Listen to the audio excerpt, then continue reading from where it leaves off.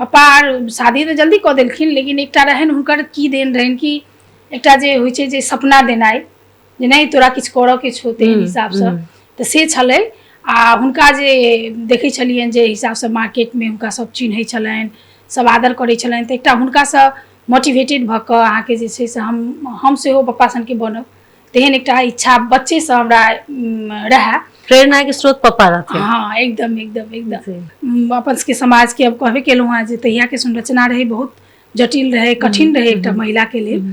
तऽ अहाँ काठमांडू जाकऽ या जनकपुरसँ बाहर जाकऽ करियरके लेल किछु करब तेहन माहौल नहीं रहे। स्कूल में अपन बढ़िया अहाँके नाम स्थापित छलै बढ़िया टीचर के रूप में, एकटा टर्निंग पॉइंट ओहिठाम रहल। बादमे अपने के हम ग्रेजुएशन फेर दोसर विषय लऽ कऽ पढ़ब, ताहि हिसाबसँ जे छै से हम अपना आपके ओहि हिसाबसँ निर्णय लेलहुँ। आ ओहिमे हमरा doctor Bhogendra Jha sir guide केलथि, हुनका हम पुछलियनि तऽ हमरा गाइड केलथि। हम हुनका कहलियनि जे हम अंकल हम अहीँके विषय, अहाँ जे के लेक्चरर छी, हम अहीँके विषय अर्थशास्त्र पढ़ऽ चाहै छी कहि कऽ। ओ कहलथि जे ठीक छै अहाँ शुरू करू, हम अहाँके सपोर्ट करब। जे मेजर सब्जेक्ट रहे इकोनॉमिक्स के तकर मात्र एग्जाम देवे के रहे, तो ओ 5टा विषय जे रहे भारी नहीं बुझायल, साइंस भारी बुझायल, एजुकेशन तब मैनेजमेंट नहीं। हाँ हाँ एक दू ठाम ट्यूशनो पढ़लहुँ माइक्रो बच्चा सब भ गेला के बाद। हाँ ओ ताबे तक रहे हमरा बुझाइए 3-4 साल के भ गेल रहे। ओहि के बाद अहाँ ट्यूशन पढ़लिए? हाँ हाँ ट्यूशन पढ़ला जाए। हाँ अपन करियर के एकटा कंटिन्यूटी, स्कूलो पढ़ाबी अपनो ट्यूशन पढ़ाबी तहन पढ़ो ले जाए। पापा रहथिन नगर पालिका में तो ओहिमे वैकेंसी एलै, तऽ ओहिमे सेहो अप्लाई केलहुँ और ओहिमे 3 आदमी मात्र हमसे पास भेल रहिए, 2टा लड़का रहथिन और एकटा हम रहिए। तऽ ओहोमे अपने के बढ़िएसँ ओहिमे सिलेक्शन भेल हमरा और ओहिमे सामाजिक विकास अधिकृत के रूप में हम नगर पालिका में 5 वर्ष बितेलहुँ। हम जे हमर जे गुण रहे ताहि आधार पर हम सोची जे हम लेक्चरर बनब कहि कऽ। तऽ अपने के एहिठाम दिपेश स्टेशनरी हमार लाइफ में हम थैंकफुल होइ छियनि, तऽ हुनको ओते दुआरे नाम लेलियनि जे ओहिठाम के ओ दाजू जे छै से हमर देखलखिन मास्टर्स इकोनॉमिक्स, तऽ हमरा ओ कहलथि जे नहीं अहाँ अप्लाई कर सकै छी बैंक सब में। अहाँके पहले रिजल्ट आयल नेपाल बैंक के, वाणिज्य बैंक के रिजल्ट नहीं आयल रहे, तऽ नेपाल बैंक में अहाँके जे छै से हमरा सिलेक्शन ओहिमे तऽ प्रिपेयर्ड भऽ कऽ देने रही। तऽ ओहिमे अहाँके महिला मधेसी खुला तीनों में नाम निकलल। वाह। हाँ तऽ तहिया लेकिन हम जहन नेपाल बैंक के जाँच दऽ कऽ निकललहुँ तऽ हमरा अपना कॉन्फिडेंस रहे जे हमर नाम निकलत, तेहन टाइपसँ हम लिखने रही। तऽ भेबो कैल ओहिना, ओहिमे से जे छै से अहाँके तीनों में नाम निकलल। और ओकर जहिया हम अहाँके नियुक्ति पत्र बूझऽ लए गेलहुँ, नियुक्ति पत्र बूझऽ वाला दिन में राष्ट्रीय वाणिज्य बैंक के रिजल्ट आयल। ओहो में अहाँके जे छै से तीनों में नाम आयल, ओहो में फिर खुला मधेसी महिला। डिजिटल फ्रॉड सब विभिन्न किस्म के अपने के डिजिटल फ्रॉड सब जे छै से बीच में बहुत बेसी बढ़लै है। आदमी जे छै ओकर माने हमरे सबके ग्राहक सब ओकर शिकार भए छथिन। तकर बाद में ओ शिकार भेला के बाद में उनकर पैसा के खोजनाइ ई जे छै से अहाँके नेपाल प्रहरी के लेल सो जे छै प्रहरी के लेल सो चुनौतीपूर्ण रहै छै। के टाइम में जे हम कहलहुँ हमर यात्रा अलग रहे, हाँ हमर यात्रा एहि मायना में अलग रहे जे एते कॉम्पिटिशन नहीं फेस करलहुँ हम जते अखन छै। अखन हरेक व्यक्ति हरेक बच्चा के हाथ में मोबाइल छै, ओकरा लग में नॉलेज छै, तऽ ओहिमे अहाँ केना बेस्ट बन सकै छी ताहिके रास्ता अपने खोजऽ पड़त। और बैंकिंग सेक्टर बहुत बढ़िया सेक्टर छै, ऐसा अहाँ देश के विकास में सो कंट्रीब्यूशन दऽ सकै छी। और ये एकटा ट्रांसपेरेंट आ बहुत फेयर सेक्टर छै, ताहि हिसाबसँ हम सबके आग्रह करब जे माने यदि अहाँके इच्छा अइ तऽ, है ना, यदि इच्छा अइ तऽ सबसँ पहिले तऽ अपन इच्छा होबऽ पड़लै, लेकिन ई सेक्टर जे छै से महिला सबके लेल बहुत बढ़िया छनि आ एकदम ज्वाइन करू से हम कहबनि।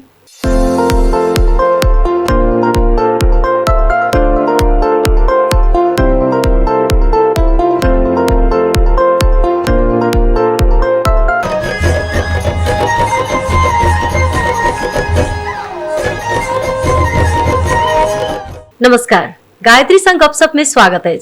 अपने सब देख रहा छी कलर्स ऑनलाइन टीवी नेपाल आ कलर्स FM 102.4 मेगाहर्ट्ज पर एक कार्यक्रम अपने सब सुन सके छी। साथ ही यदि ऑनलाइन हमरा सबके सुनना चाहे छी तो लॉग इन करू colorsfm.com.np। और आई के कार्यक्रम में हम सब गपशप करब बैंकिंग क्षेत्र में स्थापित एगो महिला छथि और जनकपुर शाखा के प्रबंधक छथि, साथे जनकपुरे के बेटी छथि, जनकपुरे में रह रहल छथि, अपन बैंकिंग क्षेत्र में हुनकर अनुभव छनि, एकटा नेतृत्वदायी भूमिका में छथि, सेवामुखी कार्यशैली के कारण एकदम चर्चित छथि। और आए हम सब बैंकिंग, महिला सशक्तिकरण जीवन के यात्रा के विषय में विशेष बातचीत करब। एहि समाज के बेटी सबके एहि क्षेत्र में लाग के अगर इच्छा भ रहल छै तो हुनका सबके कोना आगा बढ़ायल जाए, ओहि में हुनकर की भूमिका भ सकैया, एहि संपूर्ण बात के, संपूर्ण विषय के समेट के हम सब गपशप करबाक लेल आजुक कार्यक्रम में आमंत्रित केने छी रंजिता झा जी के। रंजिता जी, अपने के स्वागत अछि। धन्यवाद, बहुत बहुत धन्यवाद। की हाल चाल? जी बहुत बढ़िया, बहुत बढ़िया। गर्मी छै बहुत ज्यादा, हम एहिमे दुख देलहुँ अपने के लेल विशेष हम माफी चाहै छी। और एहि के संग गपशप में हम चाहै छी जे हमरा सबके जतेक भी दर्शक छथिन और श्रोता छथिन हुनका सबके अपने अपन जीवन के यात्रा, एकदम छोटकरी में जीवन के यात्रा अपने सुना देल जाए, जे केना प्रेरणा भेटले जे रंजिता झा एकटा जनकपुर धाम के स्कूल में पढ़ के, कॉलेज में पढ़ के एकटा सामान्य महिला से, सामान्य लड़की से आए एकटा बैंक के मैनेजर के रोल में छथिन। जी जरूर।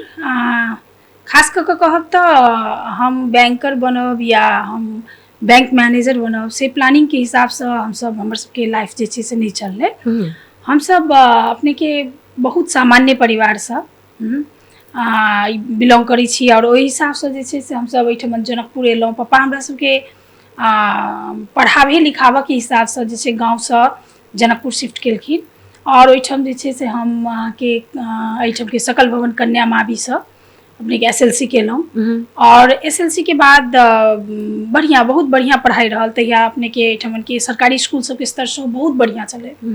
हम सब वह कन्या स्कूल से पढ़ के हम अहाँके तकर बाद साइंस पढ़ने चलहुँ एक्चुअली, कियाकि नंबर बहुत बढ़िया रहा तो सबके सलाह सुझाव जे नहीं साइंस सेक्टर में जाए पड़ले ते हिसाब से।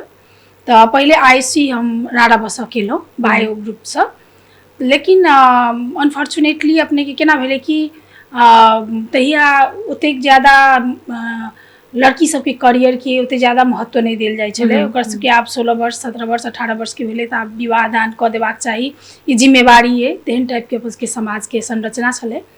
तो ओहि हिसाब से जे छै हमरा ISC फर्स्ट ईयर में पढ़ैत रही तो हमरा अहाँके शादी भऽ गेल। तो आब शादी भेला के बादो में हम जे छै से साइंस कंटिन्यू केलहुँ, बायो लेने रही। ISC first year second year अपने के स्कॉलरशिप लऽ कऽ हम जे छै से 18 वर्ष कंप्लीट केलहुँ। आब ओकर बाद के यात्रा कनी चेंज भेलै, चूँकि आब एकटा दूटा परिवार देखऽ के, तकर बाद में आब बौआ सेहो रहे ISC के बाद में, तकर बाद में आप सोचलहुँ जे साइंस कंटिन्यू केनाइ कठिन रहत। लेकिन चूँकि हम अहाँके पप्पा शादी तो जल्दी कऽ देलखिन, लेकिन एकटा रहन हुनकर की देन रहन कि एकटा जे होइ छै जे सपना देनाइ, जे नहीं तोरा किछु करऽ के छौ तेहन हिसाब से, तो से छलै।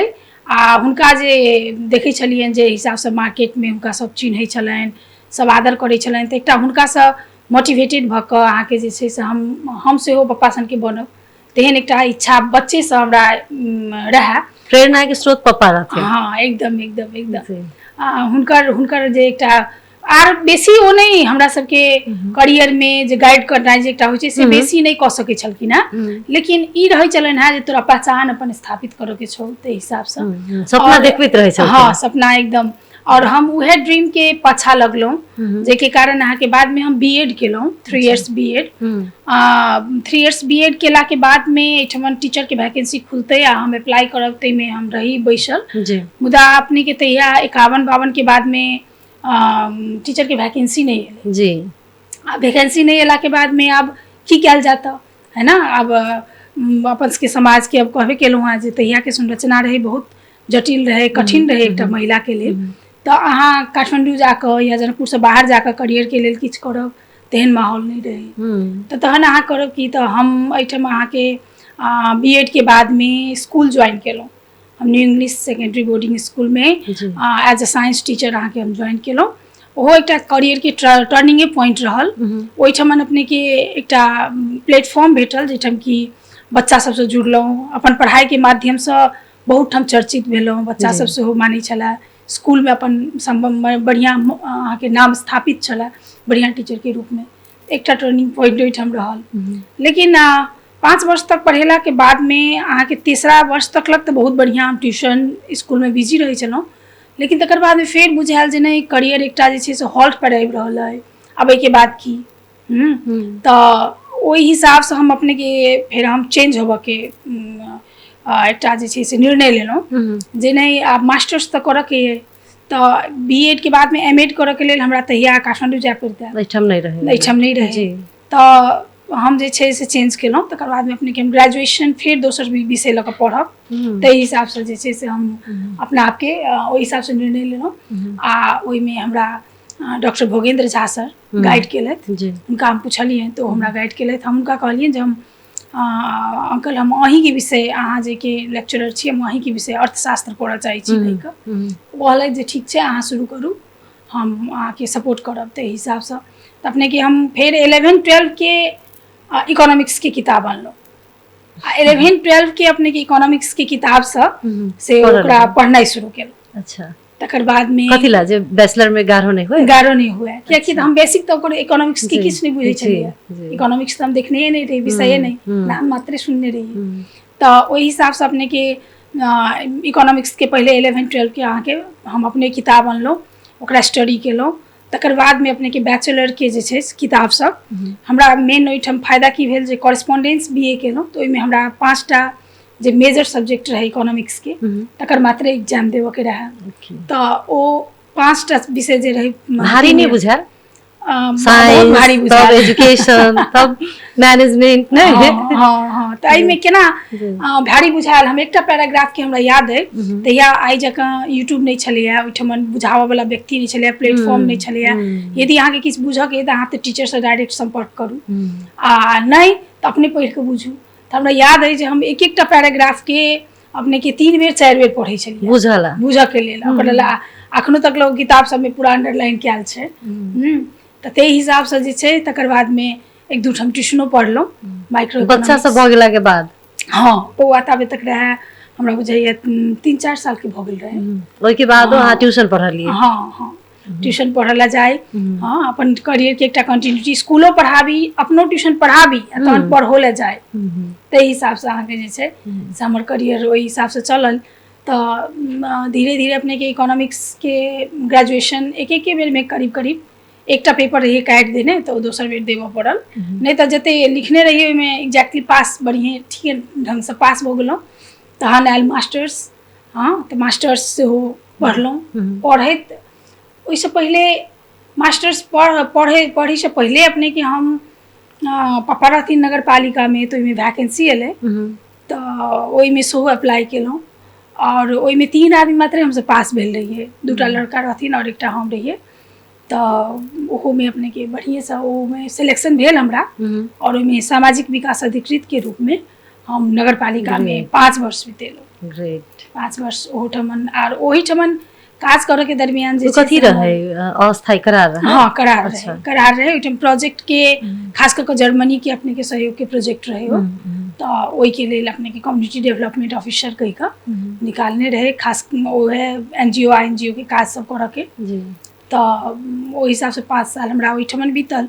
ओहि बीच में अवधि में जे छै से हमर अपन मास्टर्स क्लियर भऽ गेल, बहुत बढ़िया नंबर से पास भेलहुँ। आ मास्टर्स जन इकोनॉमिक्स से कऽ लेलहुँ। तकर बाद में हमर इच्छा रहे जे हम लेक्चरर बनब। हमर अपन एकटा जे हमर जे गुण रहे ताहि के आधार पर हम सोची जे हम लेक्चरर बनब कहि कऽ। तो अपने के एहिठमन दिवेश स्टेशनरी हमार लाइफ में हम थैंकफुल होइ छियनि तो हुनको ओते द्वारा नाम लेलियनि जे ओहिठमन के एगो दाजू जे छै से हमर देखलखिन मास्टर्स इकोनॉमिक्स तो हमरा ओ कहलथि जे नहीं अहाँ अप्लाई कर सकै छी बैंक सब में, अहाँ किया नहीं अप्लाई करै छी कहि कऽ। अच्छा तो हम हुनका पुछलियनि जे केना की करू कहि कऽ। तो वएह हमरा जे छै गाइड केलथि, वो हमर फॉर्मो अप्लाई कऽ देलथि। हाँ आ तकर बाद में अहाँके राष्ट्रीय वाणिज्य बैंक, नेपाल बैंक, इस समय हम अप्लाई केलहुँ। 2टा बैंक में अप्लाई केलहुँ। पहले अपने के एग्जाम भेल राष्ट्रीय वाणिज्य बैंक के। तो एग्जामिनेशन देला के बाद में हम एना कि प्रिपेयर नहीं केने रही, हमरा केओ गाइड करे वाला नहीं रहे। या रैंडमली यहाँ एग्जाम देने रही बिना बिना प्रिपरेशन के जना क्लास सब चलै छै हां नहीं किछ नहीं अच्छा लेकिन हमरा एकटा फायदा की भेल जे अहाँ के नगरपालिका में जे काज करैत छी हमरा इंटरनेट के एक्सेस रहा त हमरा जे किछ डाउनलोड करे के रहा किछ पढ़े के रहा त हम ओइठम से इंटरनेट से डाउनलोड करी हम जे अखनो रिमाइंड करै छी त हम जनरली वह पेपर पत्रिका सब रोज डेली पढ़ै छलहुँ और एग्जाम में जे बैसलहुँ त अहाँ के हमरा ई मन में आबि गेल जे नहीं यदि हम बैंकिंग में तैयारी करै छी त हम नाम निकाल लेब कियाकि त हम बिना प्रिपरेशन के देलिए त हमरा एते माने लिखलहुँ है हाँ 200 मार्क के एग्जाम्स रहे त लिखलहुँ है तकर मतलब हम यदि तैयारी करब त हम कह सकै छी तेहन टाइप से कॉन्फिडेंस बिल्डअप भेल जी और तकर बाद में हम अहाँ के नेपाल बैंक के प्रिपरेशने क के एग्जाम देलिए अच्छा ओइ के लेल 1.5 महीना पढ़लहुँ अपने से पढ़लहुँ लेकिन पढ़लहुँ हाँ सिलेबस टाइस का ओहि हिसाब से पढ़लहुँ और सिलेबस के देख के पढ़लहुँ तकर बाद अपने के पहले रिजल्ट आयल नेपाल बैंक के वाणिज्य बैंक के रिजल्ट नहीं आयल रहे तो नेपाल बैंक में अहाँ के जे छै से हमरा सिलेक्शन ओहि में तो प्रिपेयर्ड भ के देने रही तो ओहि में अहाँ के महिला मधेसी खुला तीनों में नाम निकलल वाह हाँ तो तहिया लेकिन हम जहन नेपाल बैंक के जांच द के निकललहुँ तो हमरा अपना कॉन्फिडेंस रहा जे हमर नाम निकलत तेहन टाइप से हम लिखने रही तो भेबो कैल ओहिना ओहिमे से जे छै से अहाँ के तीनों में नाम निकलल और ओकर जहिया हम अहाँ के नियुक्ति पत्र बुझा लगे नियुक्ति पत्र बुझा वाला दिन में राष्ट्रीय वाणिज्य बैंक के रिजल्ट आयल ओहो में अहाँ के जे छै से तीनों में नाम आयल ओहो में फिर खुला मधेसी महिला केहन फील भेल है तहिया ओइ समय में बहुत इमोशनल हमरा याद है जे पप्पा कान्हे लगलखिन हाँ कियाकि वो नहीं एक्सपेक्ट करै छथिन ओ सब दिन कहै छलखिन है जे तू निजामती तैयारी कर ना कनी मनी बुझल हेतौ तोरा बैंक क्या नहीं गेली तू तो बैंक बुझले नहीं छौ तू केना नाम निकाल है ना और कनी रहे न हमर करियर के लक हुनको चिंता रहन जे एकटा नगरपालिका के जे माहौल रहे तो नहीं चाहत रहथिन जे माने एठम कंटिन्यूटी करे हाँ कियाकि वो एठम पॉलिटिकल ऑफिस है ना तो वो चाहथिन जे शिफ्ट कर जाए एठम से और कनी कठिन रही परिस्थिति तो ओहन में अपने के नाम निकालना तो अपना आप के प्रमाणित करना भेले ओहो में खुला मधेसी महिला तीनों दिस नाम में दूटा बैंक में हाँ तो पापा बहुत हमरा याद है वो बहुत बेसी जे छै से इमोशनल भेल रहथिन हमहूँ बहुत शुरू में बहुत इमोशनल भेलहुँ लेकिन हम चूँकि जे कहै छै एकटा लड़ाई लड़ैत हम स्ट्रांग रही जे वो जे हमर करियर के युद्ध रहा वो लड़ैत हम स्ट्रांग रही तो हम तो बेसी नहीं पप्पा खाना लगला एकदम हम कहलिए नहीं पहले रोल नंबर सब मिला लै छी अखन ऑरल बाकी छै अखन तो इमोशनल होबे के नहीं छै लेकिन दोनों में निकलल नाम और हम कनी दिन 3-4 महीना करीब वहाँ के नेपाल बैंक में काज केलहुँ तकर बाद में राष्ट्रीय वाणिज्य बैंक के सेहो सिलेक्शन में पड़ि गेल अंतिम सिलेक्शन में तो हमरा ओहो एहिठम देलक जनकपुरे से हमर बैंकिंग करियर के ना शुरुआत भेल गजब और श्रोता और दर्शक हमरा सबके तो मन होय छल जे आरो सुनी नहीं ई यात्रा के बहुते प्रश्न छै लेकिन इहे यात्रा सुना के मन होय छल जेना कि रंजीता जी कहलखिन जे 3-4 साल के बच्चा रहे स्कूल मतलब पढ़ाबू जाए अपनो पढ़ी ट्यूशन ओहि के बाद नगरपालिका में जे प्रोजेक्ट शुरू भेले त नगरपालिका दिस एली फिर अपन पढ़ाई करी मास्टर्स मतलब ऐसे आईएससी फर्स्ट ओकरा एसएलसी के बाद कहल जाए आईएससी फर्स्ट ईयर के कथी जोड़बे एसएलसी के बाद जता धिया पुता करियर के बनबा के लेल जनकपुर से बाहर जाय छै वा घर से एकदम बेफिक्र भ के खाली पढ़ाई पर फोकस होय छै ओहि समय में दूटा घर सम्हारैत रहथिन और ओहि के बाद एकटा बौआ के सेहो सम्हार के और आई के दिन में दूटा बैंक में नाम निकाल कर और अखन वाणिज्य बैंक के मैनेजर के रूप में छथिन तो ई कम बड़का सपना जे छै से नहीं छै और ई कम बड़का संघर्ष नहीं छै कम बड़का चुनौती नहीं छै रंजीता जी के लेल नहीं रहल हेते तो ई चुनौती सब अबैत रहे छै जीवन में लेकिन एकटा उदाहरण हमरा सबके बीच में छै और प्रेरणा के स्रोत हमरा सबके लेल छै रंजीता जी अपने बेर बेर कहै छलै जे पहिने एहन नहीं रहे अपना महिला सबके लेल पहिने ओतेक बेसी सपना नहीं देखे छलै सपनो देखे छलै तो मन में मार ले छलै पहिने और अखन के जनकपुर में की देख रहा छी एकदम छोटकरी में बहुत बहुत अंतर है अखन बहुत अंतर है याद है हमरा सबके हम सब बाहर निकल लिए तो लोग कहे जे एकरा खाय ले नहीं पुगे छै सासुर में नहीं छै या राख नहीं सकै छै ते दुआरे बाहर निकल ले माने एकरा अभाव छै ताहि दुआरे ई बाहर निकललै। लेकिन आब अखन के अवस्था एहन देखै छी जे हरेक गार्जियन जतबे सजग एकटा बेटा के पढ़ाई के लेल छथिन ओहिसँ कम सजग बेटी के पढ़ाई के लेल नहि छथिन। बरु हमरा तऽ कहियो काल बुझाइत रहै जे बेटी के लेल आब बेसी सजगता बढ़ि गेलैए। तऽ जनकपुर के माहौल और जे एकटा हमसब जे ऑफिस में काज करै छलियै तऽ तहिया के जे माहौल छलै ओहिठमन के बहुत परिवर्तन छै। परिवर्तन भेलैए, बहुत परिवर्तन छै। महिला के रूप में शुरुआती चुनौती सब की रहे रंजिता जी? महिला के रूप में सबसे शुरुआती चुनौती तऽ अहाँके जे छै से समाजे से शुरू रहे।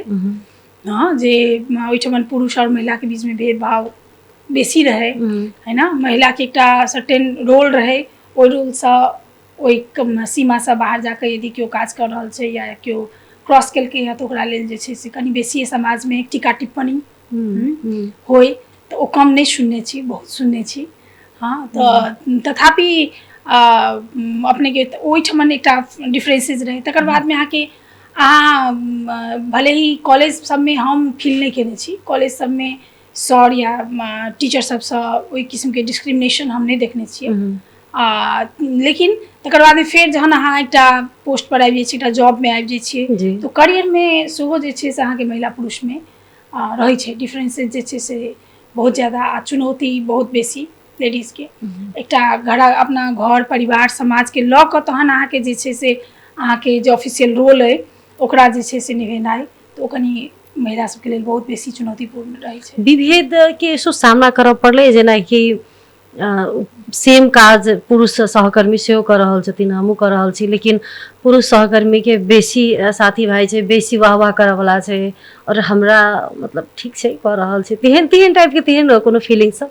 हमरा सच कही तऽ हमरा एहन फीलिंग नहीं भेल कियाकि हम अपन रोल में हमेशा हमरा कहितो छलै अहाँके हमरा ऑफिस में हमर कलीग्स सब कहते जे अहाँके बात अबैए तऽ महिला पुरुष थोड़े अबै छै, अहाँके बात अबैए तऽ महिला पुरुष नहीं अबै छै। हम जे कहितियै जे नहीं एउटा लेडी भएर मान लिनुहोस् मधेसको शाखा चलाउनु कठिन छ नि, चुनौतीपूर्ण छ नि, त ऊ सब कहते जे नहीं तपाईको कुरा हुँदाखेरि त के महिला र पुरुषको भेदभाव हुँदैन। मतलब कि अपन काम करे के जे हमर शैली छला, हमर सबसे बड़का टूल अहाँके ईमानदारिता जिम्मेवारी, ई हमर जिम्मेवारी है से बुझ कऽ। हाँ, और ओहि प्रति ईमानदार रहब जे हमर जे रोल है ओहिमे ईमानदार भऽ कऽ काज करे के छै। तो हम से चीज हमरा नगर पालिको में रहा, से चीज हमरा स्कूलों में रहा और से चीज हमरा अखनो तक है। हाँ, तो कहियो काल जे पूछे छथिन जे नहीं अहाँ एकटा बहुत छोट एकटा मान लिअ प्राइमरी लेवल के टीचिंग से शुरुआत केलहुँ करियर के आ यहाँ तक पहुँच गेलहुँ, बहुत लोग ओहिठाम छै। तो हम ओकर श्रेय जे छै से हमर मेहनत आ जे एकटा ईमानदारिता रहा हमर कर्म प्रति के, ओहिसँ अहाँके जे छै से रास्ता खुलैत जाइ छै। ताहि दुआरे जतऽ काज करै छी ओतऽ जे छै से ईमानदार रहबाक चाही, ओ काम के प्रति ईमानदारी रहबाक चाही, हमरा जेना बुझायल। तऽ हमरा तेहन भऽ कऽ जे ई महिला छै ई नहि कऽ सकै छै, तेहन भऽ कऽ नगर पालिको में नहीं फील भेल। आ एतऽ अहाँके बैंक में जे छै से तऽ एकदम नहीं, सब बहुत प्रेज केलन जे हमर हार्ड वर्क छला ओकरा बहुत माने रिकॉग्निशन भेटल अछि। अपन जिम्मेवारी जे छै से ओकरा ईमानदारिता के संग निर्वाह करै छै तऽ कि महिला कि पुरुष वा कि विभेद नहीं, ओहन विभेद के जे छै से सृजना नहीं होइ छै, ओहन वातावरण नहीं बनै छै जे रंजिता जी कहलखिन हँ। घर और साथे कर्म, एक दूटा कर्म क्षेत्र छोटे भए छै, घर छोटे भए छै और दुनू के प्रकृति फरक होइ छै, एकरा संतुलन कोना मिला रहल छै? सरकारी कर्मचारी के फेर सर्वो कऽ दै छै, जनकपुरे में रहतै सेहो नहीं छै। हाँ, ओ कनि कठिन रहै छै, ओ कनि कठिन रहै छै। जेना हम ही अखने अहाँके 3 वर्ष रहलहुँ धनुषा महेन्द्रनगर, तो धनुषा महेन्द्रनगर हम रोज डेली जाई अबै छलहुँ। हाँ, तो तैयो जे छै से माने जे अपन एकटा होइ छै जे हमरा करऽ के है, हाँ ई हमर ड्यूटी है, ओहो नहीं छोड़ि सकै छी, इहो नहीं छोड़ि सकै छी, ताहि हिसाबसँ। आ तकर बाद में 3.5 साल करीब हम लहान बैस कऽ एलहुँ हँ, लहान रहि कऽ एलहुँ हँ। तऽ कठिन तऽ होइ छै, कठिन नहीं होइ छै से बात नहीं छै। एकटा पुरुष होइ छै तऽ पुरुष पर आश्रित यदि परिवार छै तऽ ओकरा संगे पुरुष संगे मूव करै छै फैमिली, लेकिन महिला के लेल जे छै से परिवार मूव करे के लेल अवस्था में ओतेक माने एखनो नहीं एलैए। तऽ ताहि दुआरे कनि कठिन होइ छै, चुनौतीपूर्ण अवश्य रहै छै। जे सहजता एकटा पुरुष एम्प्लॉय के भेटै छै घर आ बाहर से सहजता एकटा महिला एम्प्लॉयके नहि भेटै छै, कियाकि ओकरा घरोके ड्यूअल रोल जे होइ छै ताहिके कारणसँ कठिन रहै छै। लेकिन आब हमरा सबके ई चुनौतीके सामना करऽके आदत भऽ गेलै, शायद एहि दुआरे ओ चुनौती नहि बुझाइ छै। कनिक बैंकिंग के विषय में बातचीत करै छी रंजीता जी। बैंकिंग सचेतना कतेक बढ़ल छै जनता में, नागरिक में? बैंकिंग सचेतना अपने के फाइनेंशियल लिटरेसी के अवस्था बहुत सुधरलै है पहले से। फाइनेंशियली आदमी अहाँ के बहुत लिटरेट भेलै है, साक्षर भेलै है। आब आदमी कारोबार बैंके से करबाक चाही, हाँ बैंक जेबाक चाही, पैसा बैंक में राखऽ के चाही, कर्जा बैंक से लेबऽ के चाही, एतेक तकलक जे छै से बहुत एलै आदमी जानकारी भेलै है, सचेत भेलै है लोग। तथापि अखनो जे सहकारी बैंक है ना, तकर बाद भेलै लघु वित्त, ई सब फरक इंस्टीट्यूशन छै, तै सब के बारे में जे छै अखनो बहुत आदमी के जानकारी नहीं छै। आ खास कऽ कऽ अहाँ के जे ग्रामीण भेग छै ओहिठमन जे छै से हमरा बुझाइए जे ओहिठमन सचेतना के अखनो कमी छै कि हम बैंक से जुड़लहुँ, बैंक से हम कर्जा लेलहुँ, तऽ कर्जा लेला के बाद में हमरा कर्जा चुकता करे के है, ओकरा एकटा शेड्यूल में चुकता करऽ के है, टाइम पर चुकता करऽ के है ना।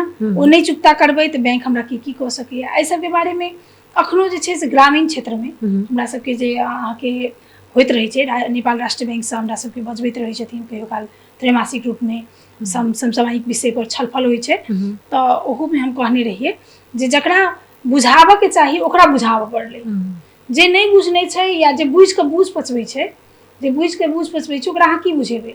लेकिन अखनो भी एहन आदमी छै जे कि बैंक से लेलहुँ हाँ दऽ देबै, हाँ दऽ देबै, या कते आदमी अभी ऋण माफ भऽ जायत, ओ ऋण एक्चुअल अहीं सन के डिपॉजिटर के पैसा छै, से सब के बारे में जे छै अखनो जे एकटा कहै छै जे बैंकिंग के पेनिट्रेशन तऽ भेलै, हाँ पेनिट्रेशन भेलै, लेकिन ओहि हिसाब से जते डेप्थ नॉलेज देबाक चाही जनता के से अखनो अहाँ के कम छै।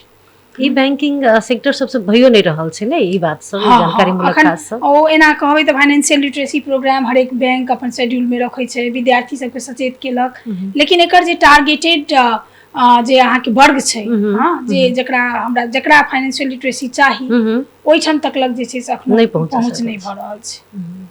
एहि पर अखनो काज करऽ के आवश्यकता छै। हम सब आब कनी के बैंकिंग सेक्टर के बात करै छी तऽ डिजिटल बैंकिंग के विषय में अखन तऽ डिजिटलाइज भऽ गेल छै ने, अखन तऽ आब कैशलेस चलि रहल छै, आब तऽ शायद ऑटो में मात्र वो ऑटो सब में ई सेवा शुरू भऽ गेल छै, लेकिन तैयो सब ऑटो में नहीं छै, तऽ ऑटो में बाहेक सब ठाम डिजिटल बैंकिंग चलि रहल छै। डिजिटल बैंकिंग के जोखिम सब छै कि नहीं? अवश्य छै, हरेक प्रोडक्ट अपने के जे छै बैंकिंग प्रोडक्ट सब ओकर सबके जे छै से अपने स्ट्रेंथ रहै छै, तऽ अपने ओकर अहाँ के जोखिम सेहो रहै छै। डिजिटल बैंकिंग के जोखिम जहन हम सब बैंक में रहै छी, एक बेर हमरा तऽ अहाँ के एहि हिसाब से अहाँ के एफएम्स थ्रू हमरा अनाउंस कराबऽ पड़त। डिजिटल बैंकिंग में जतबिए ई फास्ट सर्विस के लेल है ना, फास्ट सर्विस भऽ गेल है ना, 24/7 है ना सर्विस अहाँ के उपलब्ध रहै छै, ई सब एकर प्लस पॉइंट छै, है ना। अहाँ के समय के बचत भेल, पारदर्शिता बढ़ल, ट्रांसपेरेंट रहै छै कारोबार, ततबिए अहाँ के एकर जोखिम छै। यदि अहाँ डिजिटली लिटरेट नहीं छी तऽ अपना सबके एहिठमन सएह छै, अपना सबके एहिठमन ग्रामीण भेग के जते भी अखनो छथिन जनता सब छथिन या शहरों के, हाँ सब आदमी डिजिटली लिटरेट नहीं छथिन कि पूर्ण रूप से जते डिजिटली लिटरेट होबाक चाही, डिजिटल सर्विस के, डिजिटल प्रोडक्ट के चलाबऽ के लेल ततेक लेवल के लिटरेसी नहीं छै एकटा। दोसर बात जे छै से हमरा अहाँ के जे पूर्वाधार होबाक चाही, नेटवर्क जे हिसाब से होबाक चाही ओहि हिसाब से जे पूर्वाधार सेहो नहीं छै। तऽ ई अहाँ के डिजिटल प्रोडक्ट सब के जे लॉन्च भेलै हाँ बैंकिंग सेक्टर में, लेकिन ओहि के संगे संगे जे अहाँ के डिजिटल फाइनेंशियल लिटरेसी जे देबाक चाही, से नहीं, डिजिटल इंफ्रास्ट्रक्चर जे हिसाब से होबाक चाही से अखन विकास होबऽ के क्रमे में छै। ताहि के कारण से अपने के डिजिटल फ्रॉड सब, विभिन्न किस्म के अपने के डिजिटल फ्रॉड सब जे छै से बीच में बहुत बेसी बढ़लै है। आदमी जे छै ओकर माने हमरे सबके ग्राहक सब ओकर शिकार भऽ जाइ छथिन, तकर बाद में ओ शिकार भेला के बाद में उनकर पैसा के खोजनाइ ई जे छै से अहाँके गहरा नेपाल छै ने? प्रहरी के लेल सेहो जे छै प्रहरी के लेल सेहो चुनौतीपूर्ण रहै छै। बहुत कॉम्प्लिकेटेड अहाँके स्ट्रक्चर में जे छै से फ्रॉड सब बढ़ि रहल छै। व्हाट्सएप नहीं कहियो, जी, मैसेंजर नहीं मैसेंजर, कहियो, है ना, माने एतेक आराम से जे छै से आदमी के डिजिटली उ जे छै अहाँके ठग लै छै, ठग सब, फ्रॉड सब, हैकर सब हैक कऽ लेलक। हाँ, तेहन हिसाब से जे छै से अहाँके डिजिटल फ्रॉड सब बढ़ि रहल छै। तऽ डिजिटल प्रोडक्ट सब एलै, बैंकिंग में डिजिटाइजेशन एकदम बेसी बढ़लैए, डिजिटल ट्रांसफॉर्मेशन के फेज में छी हम सब। लेकिन तथापि अखन जे छै से अहाँके डिजिटल फ्रॉड के रोकनाइ, डिजिटल अपराध के रोकनाइ जे छै से कनि कठिन भऽ रहल छै। आ हम एना आशातीत छी जे हिसाब से सरकार अखन डिजिटाइजेशन के अहाँके प्रायोरिटी में राखि रहल छै, तऽ ई समस्या सब समाधान हेतै। जेना अखन अहाँके पहिले छलैए जे मोबाइल बैंकिंग करै छलियै हमसब तऽ चेक नहीं करै छलियै, लेकिन आब अहाँके राष्ट्र बैंक नियम कऽ देलकै जे अहाँ अपने नाम के सिम रहबाक चाही। अच्छा, पहिले ई बात नहीं नहीं छलैए। छलैए। मोबाइल बैंकिंग यदि केओ लेवल आबै छलखिन हँ तऽ हुनका खाता में वएह नंबर छै कि नहीं छै ओहो जनरली हमसब नहीं ओतेक नहीं चेक करै छलियै। लेकिन जखन ई फ्रॉड सब बढ़ैत गेलै तऽ आब अहाँके ई दूटा नियम राष्ट्र बैंक से एलै जे अहाँ खाता खोलै छी तऽ अहाँके अपने नाम के सिम देबऽ पड़त, और अपने नाम के सिम मात्रे अहाँ जे छै से ओहिमे चलाबऽ सकै छी। तऽ एहि सबसँ जे छै से डिजिटल फ्रॉड के बहुत हद तक रोकल जा सके, नियंत्रण कयल जा सके। और समय भऽ गेल छै, समय हमरा सबके एकदम समाप्ति के दिश छै। एक लाइन में अपने बैंकिंग सेक्टर में आवे वाला युवा महिला सबके की संदेश देबऽ चाहै छियै? हमर अपन अनुभव के आधार पर हम कहि रहल छी जे बैंकिंग सेक्टर नेपाल के एकटा जे कहबै बहुत एकटा जे ऑनेस्टी है ना, एना देखियो हरेक सेक्टर में छै। हाँ, बैंकिंगो में अहाँ सुनैत हेबै बैंकरे सब फ्रॉड केलकै या कर्मचारी द्वारा फ्रॉड भेलै, तऽ कनि मनी जे छै से हरेक ठमन रहै छै, नहीं रहै छै से बात नहीं छै। लेकिन तथापि बैंकिंग सेक्टर महिला सबके लेल बहुत सुरक्षित आ बहुत मतलब एहिठाम मान सम्मान भेटै वाला हाँ सेक्टर छै। और एहिठमन अहाँके यदि सरकारी बैंक के बात करी तऽ पारिश्रमिक सेहो दोसर सेक्टर के तुलना में बढ़िया रहै छै। और अहाँ सब एकदम सीट सब सेहो बहुत खुलै छै, वैकेंसी बहुत खुलै छै, राष्ट्र बैंक के खुलै छै, नेपाल बैंक के, कृषि विकास बैंक के, राष्ट्रीय वाणिज्य बैंक के। तऽ ओ वैकेंसी सबके जे छै से अखन एकर फायदा उठाबऽ के चाही और तैयारी कऽ कऽ एकटा वेल प्रिपेयर्ड, कियाकि हमरा सबके टाइम में जे हम कहलहुँ हमर यात्रा अलग रहे। हाँ, हमर यात्रा एहि मायना में अलग रहे जे एतेक कॉम्पिटिशन नहीं फेस करलहुँ हम जते अखन छै। अखन हरेक व्यक्ति, हरेक बच्चा के हाथ में मोबाइल छै, ओकरा लग में नॉलेज छै, तऽ ओहिमे अहाँ केना बेस्ट बन सकै छी ताहिके रास्ता अपने खोजऽ पड़त। और बैंकिंग सेक्टर बहुत बढ़िया सेक्टर छै, ऐसा अहाँ देश के विकास में सेहो कंट्रीब्यूशन दऽ सकै छी। और ई एकटा ट्रांसपेरेंट आ बहुत फेयर सेक्टर छै, ताहि हिसाब से हम सबके आग्रह करब जे माने यदि अहाँके इच्छा अइ तऽ, है ना, यदि इच्छा अइ तऽ सबसे पहिले तऽ अपन इच्छा होबऽ पड़लै। लेकिन ई सेक्टर जे छै से महिला सबके लेल बहुत बढ़िया छनि आ एकदम ज्वाइन करू से हम कहबनि। श्रोता और दर्शक, हम सब अपने सबके समय बेसी लऽ रहल छी, एक लाइन में रिटायरमेंट के बाद की प्लान छै अपने के?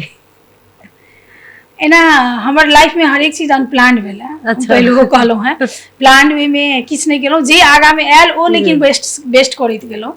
तऽ अखनो खास कऽ के कहब तऽ अखन आब आफ्टर रिटायरमेंट की से बात प्लानिंग में नहीं है। तथापि हमरा अखन अपन PhD नहीं भेल है, तऽ हमर ई उद्देश्य अइ जे कम से कम करियर में रहिते में हम जे छै से PhD कम से कम कऽ ली, और तकर बाद में आफ्टर रिटायरमेंट सेहो जे ऑप्शन औते आगा में। एना आफ्टर रिटायरमेंट हम लाइफ जीवऽ चाहै छी, एंजॉय करऽ चाहै छी हम। ओकर बाद में स्ट्रेस या जिम्मेवारी वाला बहुत काज नहीं करऽ चाहै छी, तथापि हम जाहिठाम रहै छी ओहिठाम किछु कंट्रीब्यूशन जरूर करब। तेहन हिसाब के माइंड सेटअप अइ जे अपन PhD केला के बाद में हमर नॉलेज, हमर एक्सपीरियंस, हमर समाज के यदि किछु करबै, है ना, फाइनेंशियली हम जे हम पैसा के लेल किछु करब ताहि हिसाब से नहीं कि हमरा समाज के लेल यदि किछु करऽ ला सेवा भाव से, हाँ, तऽ हम जरूर करब। ओतबी एखन प्लानिंग है, तहन देखियौ भविष्य की होइ छै। बहुत बहुत धन्यवाद रंजीता जी, अपन एकदम में व्यस्ततम समय में से हमरा सबके समय देलहुँ ताहि के लेल।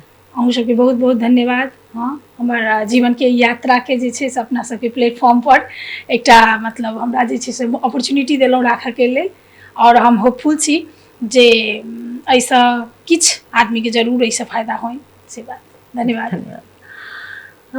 श्रोता दर्शक अपने सब गायत्री संग गपशप में आए गपशप के माध्यम से देखलो हाँ बुझ के प्रयास करब जे कोना एकटा महिला के विभिन्न चुनौती सब अबै छै, विभिन्न बाधा सब अबै छै, लेकिन अगर अहाँ के आँख सपना देख रहल है, अहाँ के मन भीतर में किछ करऽ के जुनून है और अपन जिम्मेवारी प्रति अहाँ एकदम में ईमानदार छी, एकदम में अहाँ के अपन समाज अपन देश प्रति के प्रेम है और भीतर से हमरा किछ करऽ के अपना आप के प्रमाणित करऽ के से अहाँ के भीतरी इच्छा है अहाँ किछ कऽ सकै छी और से प्रमाण से उदाहरण अखन हमरा सबके बीच में चलै था मैनेजर के रूप में रंजिता झा जी। और हम महिला साथी सबसे कह चाहब जे अपने सब जखन पढ़ि रहल छी वा पढ़ के क्रम में छी वा अपन करियर के विषय में सोच रहल छी तो एक बेर जरूर अपने सब हुनकर ई यात्रा देखब सुनब जे अपने सबके प्रेरणा भेटे।